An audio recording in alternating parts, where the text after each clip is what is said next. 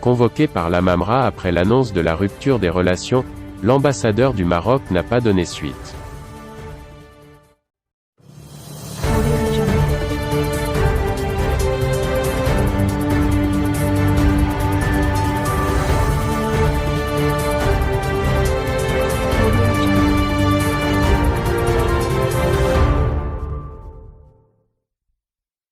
Après sa tonitruante, mais attendue, annonce de la rupture des relations diplomatiques entre Alger et Rabat, le ministre algérien des Affaires étrangères a convoqué l'ambassadeur du Maroc en Algérie.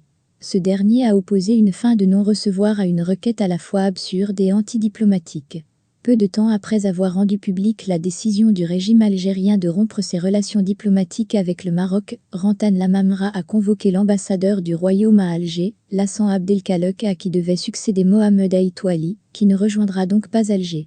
Lassane Abdelkalek n'a pas donné suite à la requête du chef de la diplomatie algérienne, apprend le 360 de ses sources. La fin de non-recevoir de l'ambassadeur du Maroc est compréhensible. Le ministre algérien des Affaires étrangères aurait dû convoquer l'ambassadeur du royaume avant la conférence de presse, où il a annoncé la rupture des relations diplomatiques entre Rabat et Alger. Pas après la conférence de presse. Cela ne se fait pas en diplomatie, commente un ancien diplomate. À peine revenu aux affaires, le 7 juillet dernier, voilà déjà que Rantan Lamamra, 70 ans, signe, le 24 août, l'acte antidiplomatique par excellence, la rupture des relations diplomatiques avec un pays voisin. Ce diplomate soi-disant chevronné est donc revenu aux affaires, pour faire de la non-diplomatie. Quelle prouesse! En acceptant de nouveau le portefeuille qu'il occupait avant Sabri Boukadoum, Rantan Lamamra est revenu, en vérité, par la petite porte. De super ministre, qui avait le statut de ministre d'État, et même de vice-premier ministre, du temps où il dirigeait la diplomatie algérienne sous Bouteflika, il accepte un grade inférieur, pour servir sous l'ère Tebboune. Il n'est plus qu'un simple ministre. Visiblement affaibli par la gifle que lui a infligée Washington, qui s'est opposé à sa nomination, en tant qu'envoyé onusien en Libye, Lamamra était prêt à toutes les concessions, pour reprendre du service. Ayant une fenêtre de tir très étroite, et un cahier des charges bien précis, rédigé par la junte militaire, Rantan Lamamra a fait le job pour lequel il a été mandaté, envenimer davantage les relations avec le Maroc.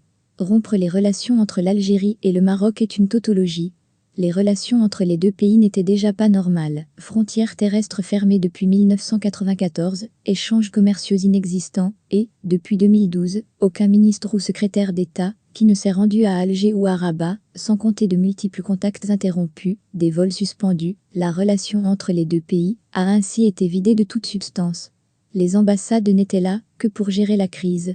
Du coup, qu'est-ce qui a été rompu, au juste? Des relations qui n'existaient déjà pas? La décision annoncée hier par Lamamra ne change pratiquement rien à la nature des relations entre Rabat et Alger. En revanche, la junte au pouvoir isole davantage l'Algérie, pays dont les seules frontières stables et sécurisées sont celles qu'il partage avec le Maroc. Les frontières de ce pays sont déjà fermées avec la Libye, le Tchad et le Mali. Avec l'annonce de la rupture de ses relations avec le Maroc, l'Algérie accentue son isolement et donne des indices très inquiétants sur un pouvoir qui prend des décisions absurdes. Audio Jungle.